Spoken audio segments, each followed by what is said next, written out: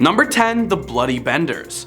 The Bender family, more well known as the Bloody Benders, were a family of serial enders who lived and operated in Labette County, Kansas, United States, from May 1871 to December 1872. The family consisted of John Bender, his wife Elvira, and their son John Jr. and daughter Kate. While popular retelling of the story holds that John Jr. and Kate were siblings, contemporary newspapers reported that several of the Benders' neighbors had stated that they claimed to be married, possibly in a common law marriage. While there is no definitive number, estimates report that the Benders ended at least a dozen travelers before their crimes were discovered. The fate of the family remains unknown, with theories ranging from a lynching of the family to a successful escape. Much folklore and legend surrounds the Benders, making it difficult to separate fact from fiction. In 1884, it was reported that John Flickinger had committed bodily harm to himself in Lake Michigan. Also in 1884, an elderly man matching John Bender Sr.'s description was arrested in Montana for a slaughter committed near Salmon, Idaho, where the victim had been ended by a hammer blow to the head.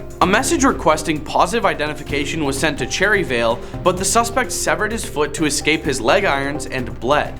By the time a deputy from Cherryvale had arrived, identification was impossible due to decomposition. Despite the lack of identification, the man's skull was displayed as that of Pa Bender in a salmon saloon until Prohibition forced its closure in 1920, and the skull disappeared. Whether John Flickinger was really John Bender is unknown. Number 9. E.J. Don. On July 21st, 1885, Don secured a recess appointment from President Grover Cleveland to be judge of the United States Territorial Court for the District of Alaska, succeeding Ward McAllister Jr., whom Cleveland had removed. Banker Asahel Bush, who had business dealings with Don, sent a letter to the White House detailing his misgivings with Don's appointment, including financial improprieties, his false claims regarding medical experience, and his inexperience as a lawyer. Don took office on August 20th, 1885. While Cleveland initially defended Don's appointment, within a month he had sent a letter reprimanding Lafayette Grover, the former Oregon senator and governor who had recommended Don.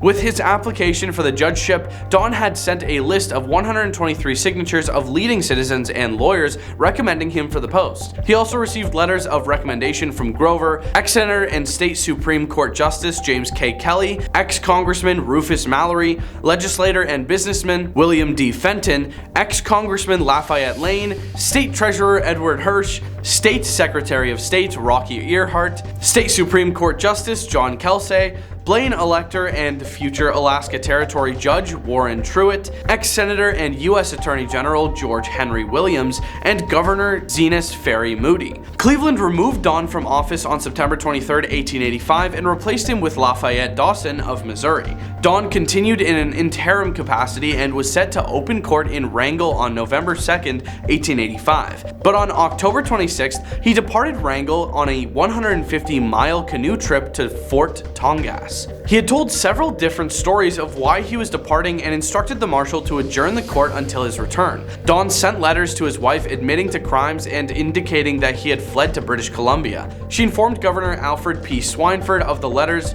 on November 16th, and Swineford informed Attorney General Augustus Hill Garland of Don's disappearance the next day. Swineford stated that while no judge at all is better than such one as Don, his disappearance nevertheless completely blocks the wheels of justice in the territory.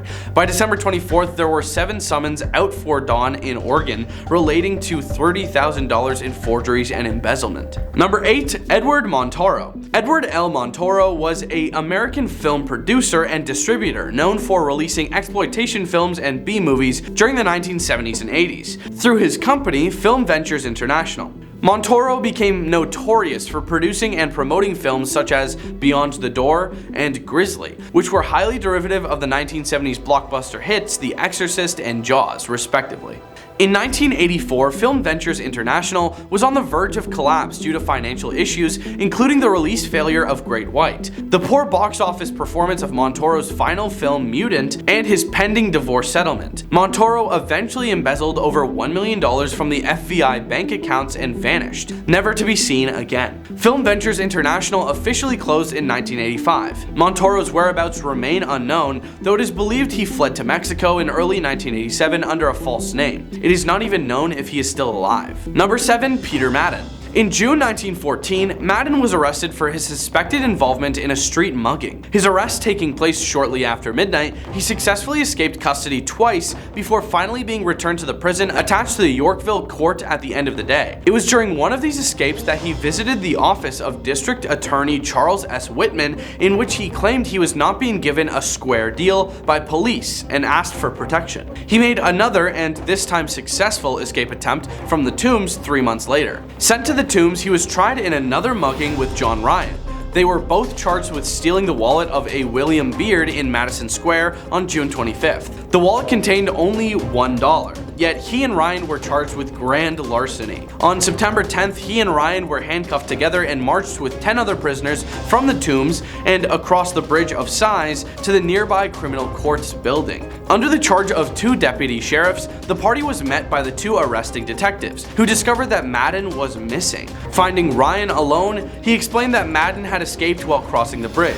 However, authorities believed Madden had slipped away down one of the 2 unguarded stairways while the prisoners were marched through the 2nd floor of the criminal courts building. A request had been made by one of the officers earlier that year for gates to be placed at the stairways in order to prevent escape. Madden was never seen again, and what became of him is unknown. Number 6. Frederick J Tenuto. Frederick J. Angel of Demise Tenuto was a New York City mobster and criminal who was on the FBI's 10 most wanted list for over a decade, the longest on record at the time. As top 10 fugitive number 14, he replaced Stephen William Davenport to number 12 as the first replacement of a fugitive who was not among the original 10. Tenuto was born on January 20th, 1915 in Philadelphia, Pennsylvania. A low-level criminal, Tenuto escaped from the Philadelphia County Prison in a jailbreak with 4 other inmates, including bank robber Willie the Actor Sutton, on February 10th, 1947.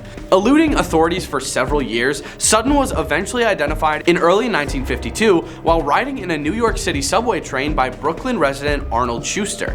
After Schuster was executed following a television interview, authorities suspected Tenuto of the ending, supposedly on the orders of New York mobster Albert Anastasia, who had been officially placed on the FBI's 10 most wanted list on May 24, 1950, and was never captured. Tenuto's name remained on the FBI's most wanted list for over 14 years. It was removed on March 9, 1964, amid reports Tenuto had been ended and secretly buried. Number 5. James Chiante. Chiante was born to Luigi and Bedelia Alberti, one of 2 sons, the other being Nunzio, and 7 sisters. He stood at 5'2" and weighed 130 pounds. He married Teresa Schialaba in 1949 and fathered 1 child, Bedelia. He divorced Teresa in 1951 and married Olivia Hughes and fathered 2 daughters with her, Donna and Olivia. He is the uncle of mobster Jerry Mancuso. In 1963, government informant Joe Valachi claimed that Chiante participated in the 1957 slaying of Anastasia underboss Frank Don Cheech Scalise. After the execution, Scalise's brother Joe publicly declared that he would avenge Frank's passing. However, the Gambino family did not support Joe's declaration, possibly due to Anastasia's opposition. As a result, Joe was forced into hiding for several months until the family ostensibly forgave him. On September 7, 1957, according to Valachi, Chiante invited Joe to his house. Once Joe arrived, Chiante and several others executed him, dismembered his body, loaded the remains into one of Chiante's garbage trucks, and dumped them. In fall 1960, Chiante was indicted on extortion charges. Reportedly, the Gambino family worried that Chiante could not handle the upcoming trial and probable prison sentence. So, to put him out of his misery, the family ordered Chiante's passing. On September 23, 1960, Chiante disappeared. According to some accounts, Chiante was handcuffed live to the steering wheel of a rusty Chevrolet, and the car was moved into a baling press type compactor. The metal was then melted down in an open hearth furnace. However, some newspaper accounts of that period claim that Chiante was seen on September 30th at 2 in the morning driving around the Bronx in his brother-in-law's car. Chiante's body was never found and no suspects were ever arrested. Number 4. Charles Rogers. By 1965, Rogers was unemployed and living with his elderly parents, Fred Christopher and Edwina Ivor Rogers, in the Montrose neighborhood of Houston. Described as reclusive, Rogers was reported to have communicated with his parents by way of notes slipped under the door. Neighbors were unaware that Rogers lived with his parents as he generally left the home before dawn and did not return until after dark. On June 23, 1965, 2 Houston police officers were dispatched to Rogers' home to conduct a welfare check after Edwina's nephew Marvin reported that his phone calls to his aunt had gone unanswered for days. After receiving no answer after knocking, the officers forced their way into Rogers' home. Upon entering, the officers found nothing unusual but noticed food sitting on the dining room table. One officer opened the refrigerator and found what appeared to be numerous cuts of washed, unwrapped meat neatly stacked on the shelves. The officer later recalled that he thought the meat was that of a butchered hog. As the officer was closing the door, he noticed 2 human heads visible through the clear glass of the vegetable bin. The heads were those of Fred and Edwina Rogers. What the officer initially thought were unwrapped cuts of hog meat were the couple's dismembered limbs and torsos. Police later discovered the couple's organs in a nearby sewer. The organs had been removed, cut up, and flushed down the toilet. While other remains were never found, police determined that the life of Fred and Edwina Rogers had ended on June 20th, Father's Day. An autopsy showed that Fred was bludgeoned with a claw hammer. His eyes had been gouged out and his genitalia were removed. Edwina had been beaten and shot execution style in the head. Police further said that the bodies were dismembered in the upstairs bathroom by a person with some knowledge of anatomy. There was little blood in the house and it appeared it had been thoroughly cleaned after the removals. What little blood was found led to Charles's bedroom. There, police found a blood-stained keyhole saw but no trace of Rogers himself. A search for Rogers was launched and a warrant was issued for him as a material witness to the crime, but he was never found. Number 3. Anthony Cox. Cox met Yoko Ono in 1961 after he saw some of her artwork in an anthology and located her in Tokyo, Japan. The couple married on November 28, 1962, but marriage was annulled on March 1, 1963 due to Ono neglecting to officially finalize her divorce from her first husband, the Japanese composer Toshi Ichiyanagi. They remarried on June 11, 1963, 2 months before their daughter, Kyoko-chan Cox, was born on August 8, 1963. Cox became a full-time caregiver for Kyoko, while both he and Ono continued with their art, collaborating as conceptual artists. Ono's growing estrangement from Cox in 1966 inspired her to create her artwork Half a Room, and the pain of their subsequent breakup inspired Ono to make ceiling painting / yes painting. Their marriage fell apart sometime after 1966, when Ono met John Lennon at an art show. Cox and Ono divorced on February 2, 1969, and after some time, Tony Cox married Melinda Kendall. After a legal battle, Cox was awarded custody of Kyoko. However, in 1971, Cox, who had joined a religious group known as the Church of the Living Word or the Walk, after his divorce from Ono, vanished with his wife Melinda and Kyoko in violation of the custody order. He left the Walk after a few years, and in 1978, Cox and Kyoko stayed with the Jesus People USA commune in Chicago. He divorced his second wife Melinda even before leaving the Walk. He and Kyoko contacted Yoko Ono after the passing of Lennon in 1980, but they did not specify their location. Afterward, Ono agreed to no longer attempt to locate Kyoko, but still wished to make contact with her. In 1994, when she was 31, Kyoko made contact with Ono, and they have been in close contact since then. In 1985, in an autobiographical documentary film, Vainglory, Cox discussed his experience with the Lennons, with the Church of the Living Word, and with life on the run. Number 2. Henry Young. Describing conditions in solitary confinement, Young said its size was approximately that of a regular cell, 9 feet by 5 feet, by about 7 feet high. I could just touch the ceiling by stretching out my arm. Young testifying as to his experiences in the hole at Alcatraz during his 1941 trial. In 1954, Young was transferred to the Washington State Penitentiary at Walla Walla to begin a life sentence for the 1933 conviction. He was released from Washington State Penitentiary in 1972 at age 61. He jumped parole, and according to Washington state authorities, his whereabouts are unknown. No further records exist on Young. Number 1. Lynn Bear. On Monday, December 10th, 1984, 11 months following the vanishing of Lyle Hart, her remains were found at the jumping off place. Burgess and Lynn Bear were arrested 3 months following the discovery of Lyle Hart's body. On July 17th, 1985, before he could be tried, however, Lynn Bear escaped the jail in Wilkes County. Burgess was taken to the Ashe County Jail. The then jailer was terminated 2 days following this incident. Richard Lynn Bear was wanted by police and later FBI officials. He was shown on the programs America's Most Wanted and Unsolved Mysteries. April Billings, Lyle Hart's daughter, later married and had several children. As of 2021 to 2022, she still had optimism Lynn Bear was still alive and being looked for. Number 10. Rodney Alcala. In 1978, the serial butcher Rodney Alcala appeared on the show The Dating Game and won. 2 years later, he was sentenced to execution for the termination of Robin Samso and also suspected of ending others. Here's the full story. Unknown to the show's producers, Alcala had held a criminal charge of attempted execution at the time of his television appearance. In 1978, the dating game host Jim Lange made history by introducing a man named Rodney Alcala as Bachelor Number 1. This man then won the episode, but the Bachelorette refused to go out with him, citing that he made her feel uncomfortable. Little did they know that Alcala was actually a seriously messed up dude who, at the time, held an attempted execution charge and had already ended at least 5 women.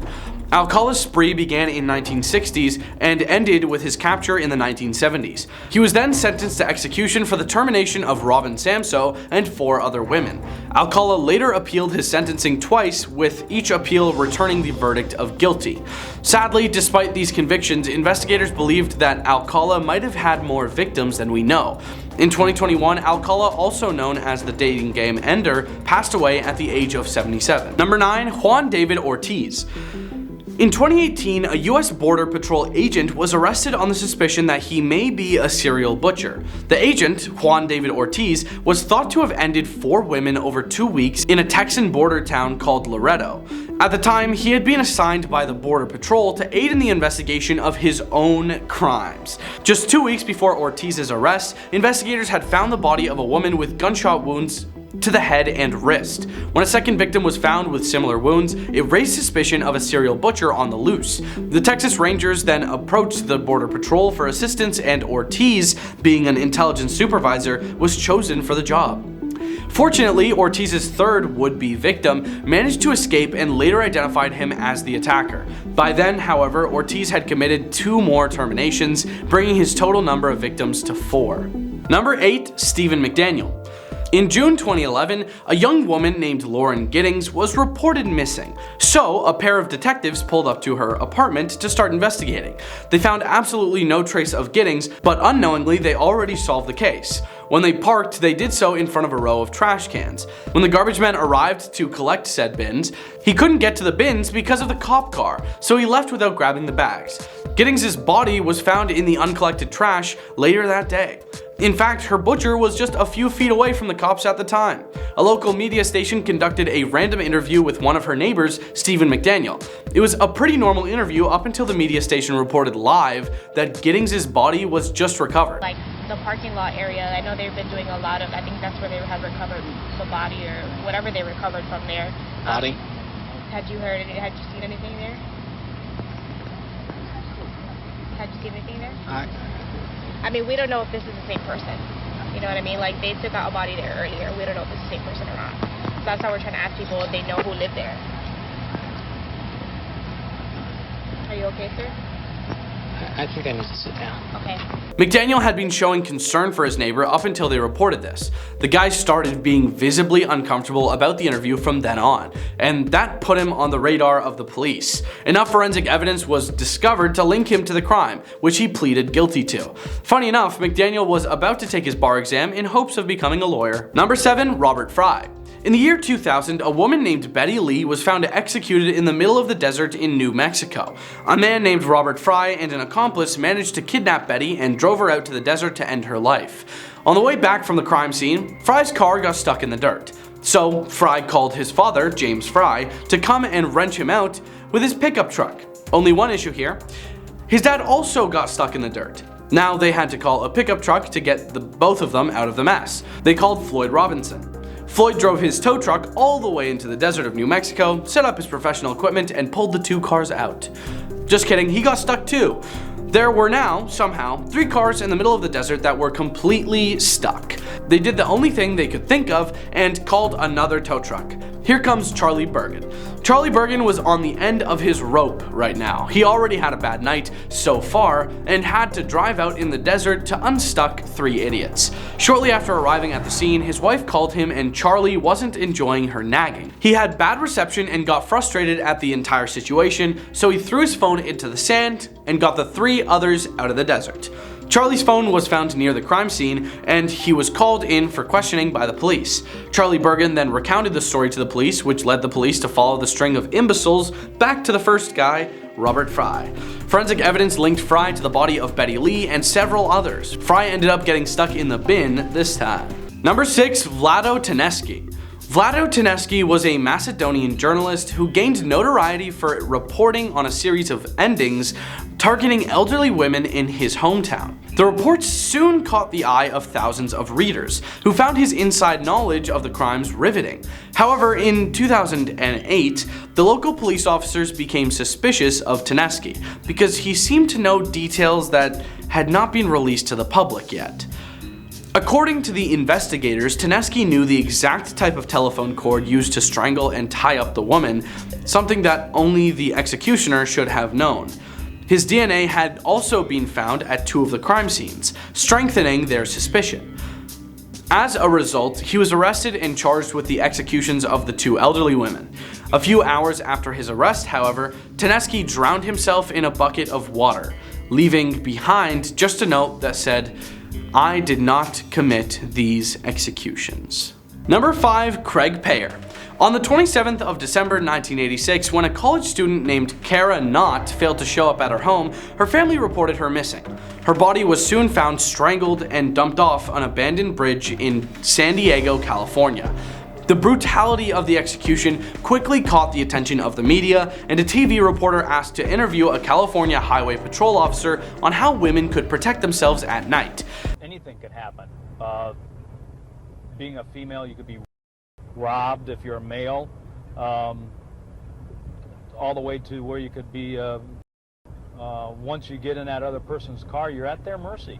Incidentally, that patrol officer, named Craig Payer, was Mrs. Knott's executioner. The interview then went on to immortalize a key piece of evidence in that case, scratch marks on Payer's face that he had sustained while attacking Miss Knott. His appearance on the news network also prompted other women to come forward with their own reports of his misconduct. As a result, in a matter of weeks, investigators zeroed in on Payer and he was eventually convicted for the execution. Number 4, Ed Kemper. Ed Kemper is one of the most notorious serial butchers in US history, and had he not surrendered by his own volition, he may have been never captured. Ed Kemper has been serving a life sentence in this California prison since 1973, when, at the age of 24, he met his mother, then called police and confessed to having dismembered college co-eds for 2 years, as well as cannibalizing and eating their headless bodies. Kemper began his spree at the age of 15, when he executed his own grandparents in cold blood. Afterward, he was admitted to the Atascadero State Mental Hospital for treatment, but upon release went on to execute many more. During the 1970s, his activities earned him the title of co-ed butcher and culminated with him executing his mother and her friend. Kemper was then certain that the police would come looking for him, but when they didn't, he decided to simply confess.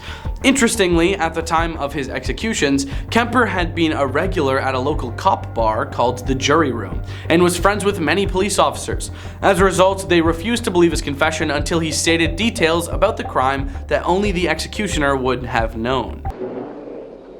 With an IQ of 136, Kemper is now the prison's best reader of books for the blind. I'm saying I've wanted to kill my mother since I was 8 years old, and I'm not proud of that. It started with surrogates at a non-human level. Physical objects, my possessions, other people's, destruction of things that are cared about, and then destruction of things that are living on a lower level, small animals, insects, animals, and then finally people. Number 3, Ward Weaver III. In August 2001, a girl named Ashley Pond went missing on her way home from school. 2 months later, her friend Miranda Gaddis also disappeared under similarly suspicious circumstances. But it wasn't until months later that the FBI investigation began to focus on a local resident, Ward Weaver III, whose daughter had been friends with the missing girls. Weaver, however, maintained his innocence and even invited a camera crew inside his home to show that he had nothing to hide. During this television interview, he brazenly stood over a concrete slab in his backyard that, when questioned, he stated was meant for a new jacuzzi. In truth, however, he had buried Pond's remains under that spot and poured concrete over it. Years later, Gaddis's sister stated that Weaver had executed Ashley Pond to prevent her from reporting him for abusing her. Gaddis was executed because he thought she had witnessed his encounter with Pond. Number 2, Bradley Nelson Page. In 1984, Roberta B.B. Lee was out jogging with her boyfriend, Bradley Nelson Page, and a friend when she went missing. At some point, the friend had become separated from Lee and Page, and when Page returned, Lee was nowhere to be seen. He claimed that Lee had taken a different jogging route and that he couldn't find her for over 15 minutes. He had decided to head home.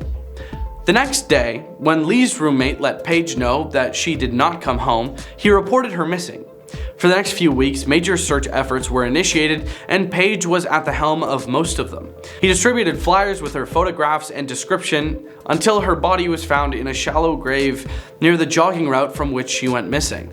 As a result, Page was arrested and after a lengthy interrogation, confessed to ending her. Number 1, Tracy Andrews. During the early hours of the 1st of December 1996, a man named Lee Harvey was stabbed in Worcestershire while he was out with his fiancée. The fiancée, Tracy Andrews, claims that she and Harvey had been attacked by 2 men in a Sierra as part of a road rage incident.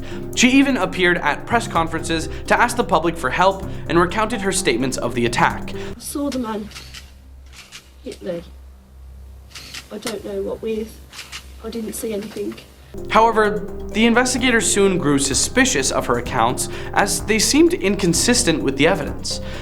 Witness accounts from that day stated that there had only been 2 people at the scene, Andrews and Harvey, contradicting Andrews' claims. Moreover, numerous appeals to the public regarding the attacker's car had turned up no reports, leading the police to think that Andrews was lying. Whoever this person is that was with you obviously know him. But he's ruined my life. Please, just tell us who he is, because you won't get in any trouble at all. It was not your fault. As a result, they charged her with Harvey's execution, and she was later found guilty. Number 10, Yulon Adonai Archaga Carrillas. A Honduran fugitive and the suspected leader of the MS-13 gang in Honduras, who was added to the FBI 10 Most Wanted Fugitives list on November 3rd, 2021, Yulon is wanted for racketeering, narcotics trafficking, and firearms offenses. Archaga Carrillas is allegedly in charge of MS-13 for all of Honduras, and is believed to be providing firearms, narcotics, and cash to gang members who are operating within the United States.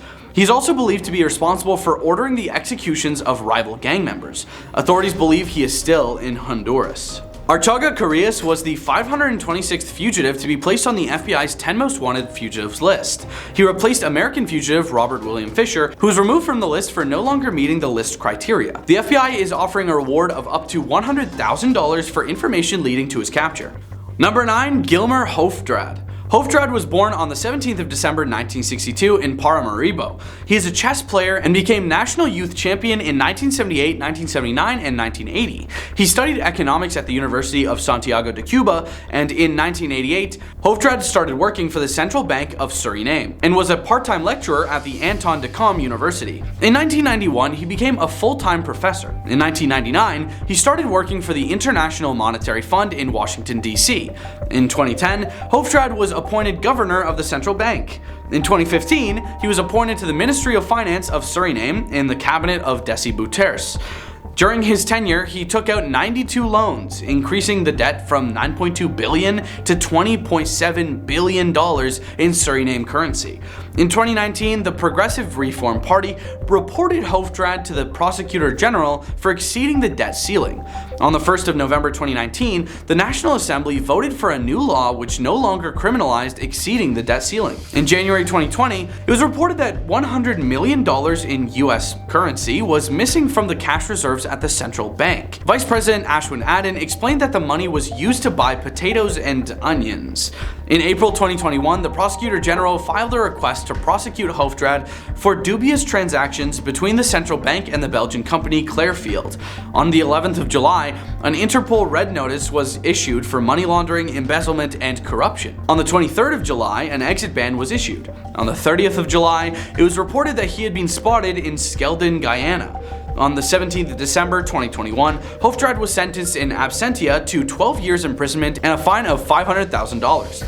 He was found guilty of violating the anti-corruption laws, misuse of state resources, participating in a criminal organization, and embezzlement. On the 24th of December, an appeal was filed. Number 8. Billy Alvarez. Guillermo Hector Alvarez Cuevas was born on the 8th of September 1945 to Guillermo Alvarez Marcia and Maria del Carmen Cuevas Saldana in the town of Haso Hidalgo. Alvarez Cuevas is the eldest of 3 siblings, Jose Alfredo, Maria del Carmen, and Maria Gilda. Alvarez briefly played professional football at Cruz Azul Hidalgo as a forward in 1976. In 1986, Alvarez became president of the football club Cruz Azul. He was later appointed chairman of Cooperativa La Cruz Azul SCL on the 1st of July 1988. On the 28th of May 2020, the Unidad de Inteligencia Financiera froze the financial accounts of Alvarez, his brother Jose Alfredo, and ex-vice president of Cruz Azul, Victor Manuel Garces, citing money laundering and financial ties to shell companies worth over 300 million pesos,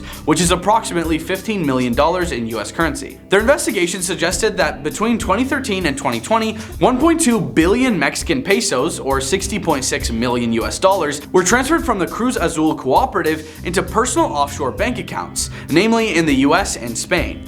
On the 26th of July 2020, the Attorney General of Mexico, Alejandro Gertz Manero, issued an arrest warrant for Alvarez and Garces for ties with criminal organizations. Arrest warrants were also issued for directors of the Cruz Azul Cooperative, Miguel Eduardo Burrell, Mario Sanchez Alvarez, and Angel Martin Junquera. Cruz Azul faced disaffiliation from the Mexican Football Federation as a result of Alvarez's legal issues. He resigned as the general manager of the cooperative and subsequently stepped down as president of the football club on the 1st of August 2020 after 32 years as acting president.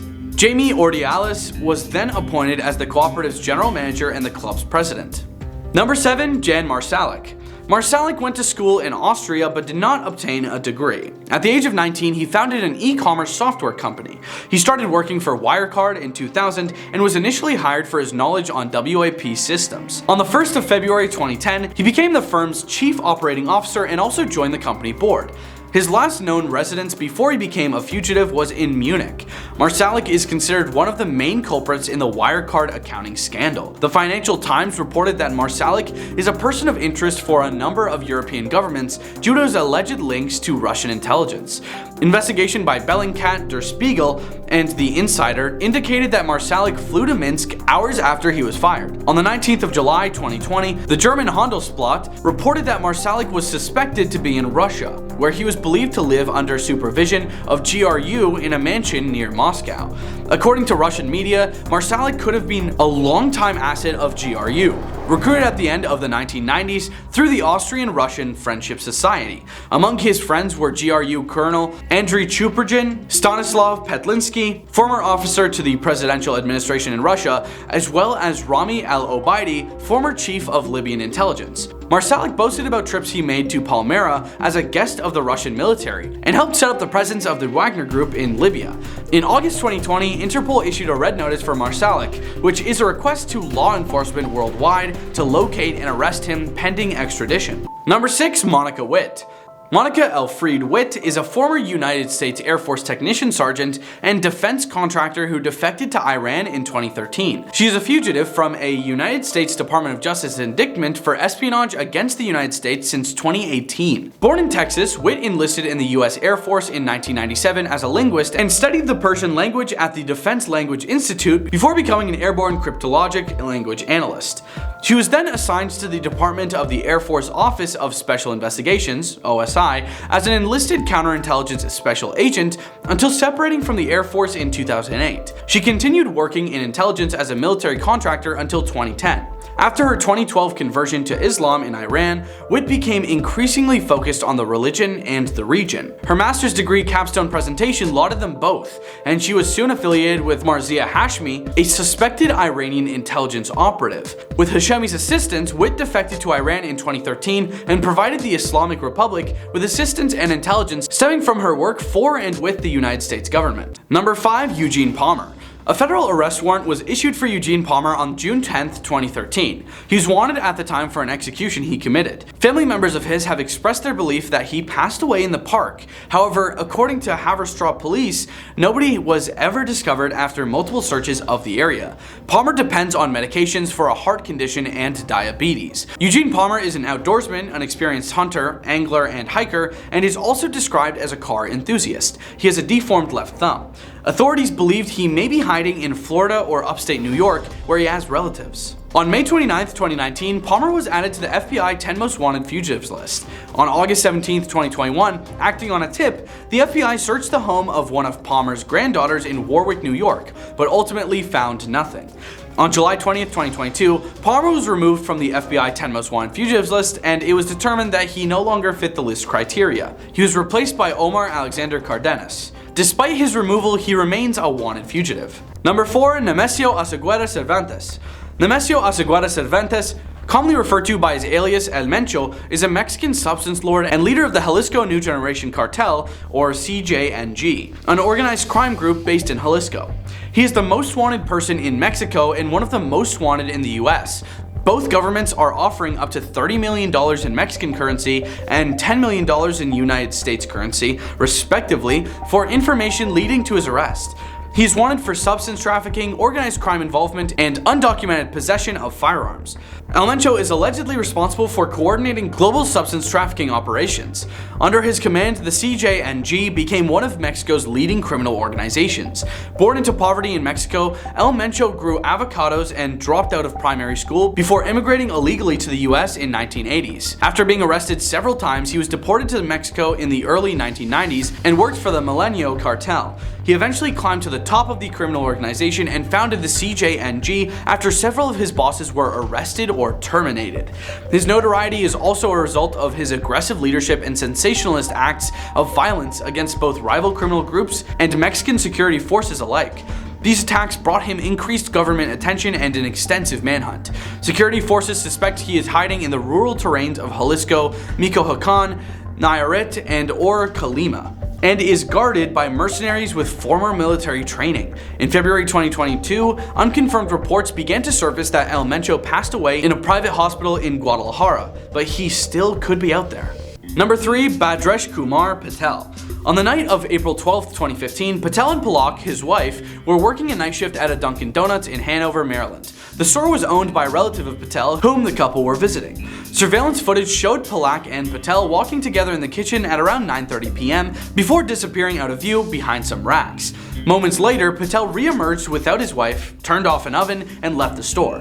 The body of 21-year-old Palak Patel was found later that night. She had been beaten and stabbed multiple times with a large kitchen knife. Investigators believe the couple had an argument, with Palak wanting to return to India and Patel wishing to remain in the US instead. Authorities believed Patel could have fled the country or could be hiding with relatives. Patel had a visa to be in the US, but it had expired by the time he carried out the execution. A report stated that because of this, there was no indication he was able to legally leave the country. An investigation with Palak's family into the termination revealed that the last conversation she had with them was about wishing to return home to India. This call was made moments before Palak was ended by her husband and had been overheard by him. Police believe that Patel removed his wife for this reason. Patel has connections in Canada, India, New Jersey, Kentucky, Georgia, and Illinois. A reward up to $100,000 is available for information that leads to his whereabouts.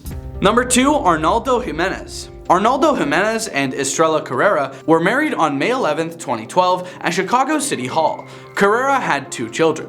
The couple had dinner with family and friends one night and then headed to a nightclub, which they left at around 4 a.m. on the morning of May 12th. It is believed by the FBI that on the way home, the couple got into a heated argument in Jimenez's black 2006 four-door Maserati. Jimenez then fatally stabbed Carrera multiple times in his car and dragged her body into her apartment. Carrera's body was dumped in the bathtub at her apartment, and she was still wearing the same silver dress she wore to the wedding. Carrera was meant to pick up her children from family members on May 12th, but she never showed up. Her family members then reported her missing to police. Her body was found inside her apartment on the afternoon of May 13th, and police confirmed there was no sign of a forced entry. Jimenez had also disappeared and his car was nowhere to be found. 3 days later, on May 15th, Jimenez was charged with first-degree execution and a state warrant was issued for his arrest. A federal warrant followed after he was charged with unlawful flight to avoid prosecution on May 17th. Investigators began tracking Jimenez and found that on May 12th he had used his cell phone in Chicago, then southern Illinois. It was later used in Memphis, Tennessee, and then in Arkansas.